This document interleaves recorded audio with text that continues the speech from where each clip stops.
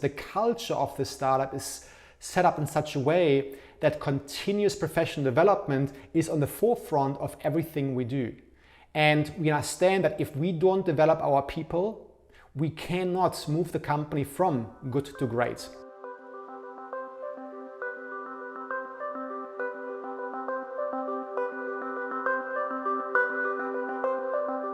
I would argue that in classroom trainings, the way we usually go about developing people within startups is outdated and I would say super ineffective. We as founders, we have a growth mindset, at least the most of us, and we naturally ask ourselves, okay, how do we develop people in our company, in our startup, to go from good to great? We know that a business, a startup, a company, a movement is nothing more but a bunch of people working together. And these people all have brains, and brains behave in certain ways through the physical body, right? So the question is, how do we develop those brains, those minds, without just getting bogged down in classroom training? So let's get into this right now. We as startup founders understand that, and not everyone wants to and sees the need to, as in startup founders seeing the need in nurturing the grounds in terms of cultures that look at a continuous professional development within their company. Not everyone understands the gravity of the need to executing that. But if you see your people as your greatest asset to move your company from good to great, as Jim Collins in his book terms it, we need to understand how we best go about this. And I've been over the years a student of not just my own growth, starting with neurolinguistic programming and mindfulness and spirituality and business and all the, I feel like I've come from so many different areas that I'm pulling from right now, like yourself as well. We really want to understand and ask ourselves the question, how do we go about best developing people? And I see two major challenges here. Challenge number one, it is about the knowledge retention. It is about the question, what happens after in-class training, workshops? When I used to work in executive development, working with startups or enterprise clients, there was so much growth happening within the workshop style setting. And if you imagine yourself right now sitting in a workshop virtually or physically, face-to-face, it doesn't really matter. Or even thinking about you watching recorded workshops. The question is, what happens afterwards? You're sitting in the workshop, you have half day, let's say, of great learning. And as the workshop comes to an end, you already start thinking about the emails that await you that you weren't able to answer during the time of you absorbing all the knowledge. Even on the first day or the week after, we forgot all that which we have learned most of the time. So how do we go about a follow-up strategy, a knowledge retention strategy that allows us to retain the knowledge gained in the workshop? You sitting in a 90-minute workshop or a half-day workshop again allows you to build on your knowledge bank that you have gained over the years and build on top of this. But again, what happens afterwards?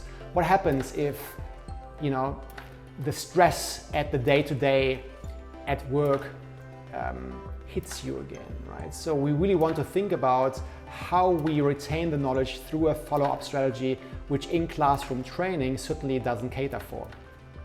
And challenge number two is a challenge that I've seen so much over the years, where founders, we seem to struggle with that discrepancy of, if we have a growth mindset and we understand the importance of developing the minds of people, and only then, there is yet that discrepancy that says, I want to help my people to develop, but in the same time, I also need them to sit in their seats, facing the day-to-day, putting fires out, handling customer service inquiries, handling challenges. There is this pull-push happening, right?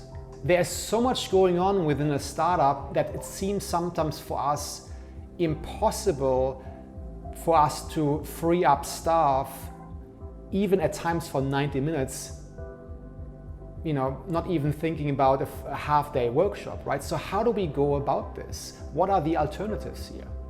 How do you brush your teeth? I know it's a bit of a weird question, but we are brushing our teeth on a day-to-day basis, right? So we don't brush our teeth every 2 weeks, every month. We do it day to day. And what if we would put the learning, the strategy of developing people into the waters? Imagine that we put the learning into the Kool-Aid that everyone drinks, so to speak, on the day-to-day basis without them even knowing it. And here I talk about micro-learning nudges. Micro-learning nudges that helps people to develop on a day-to-day basis. So what are micro-learning nudges? Well, micro-learning nudges are 3 to 7 minute learning chunks, if you will, that we ask our people to engage in on a day-to-day basis before they do anything else. As they walk into the office, the culture of the startup is set up in such a way that continuous professional development is on the forefront of everything we do. And we understand that if we don't develop our people, we cannot move the company from good to great. What I recommend you do is to look into what doesn't work within the company, but also to share the successes. And on the basis of that, to design those learning nudges. I give you an example. Think about customer service inquiries or complaints. How amazing would it be if you were able to expose and to share things that don't work well within your organization with staff through learning nudges that they can then train how to do better tomorrow. Or us being able to communicate the values or the why of the company to staff to constantly reinforce what the company stands for. There are many different applications, the way I see learning nudges to be implemented successfully within a startup. So this is how I recommend to combating the ineffective and vastly outdated in-class training initiatives that so many enterprise clients and startups run, and to replacing that, like brushing your teeth, with micro-learning nudges that are specifically designed to address common challenges, relevant challenges within your startup, to polish off those rough edges. So remember that a startup really drives and really thrives on the growth mindset, and if you are somebody that believes in developing people, I do believe that this is the way to go about implementing continuous professional development, like brushing your teeth. So get your toothbrush and get brushing. Thank you so much for listening. I really feel so pleased to have connected to you as a fellow citizen of the world that hopefully aims to do good in the world, to provide a meaningful service to people across the globe. And thank you so much for tuning in.